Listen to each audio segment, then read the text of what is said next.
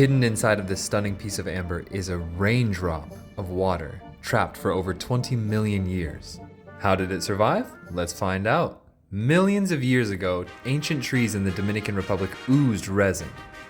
As the resin flowed, it captured everything in its path, including insects and even tiny water droplets.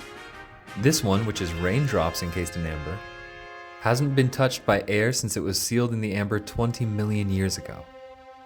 Most enhydro amber contains tiny bubbles and most of them don't move. This one is very special.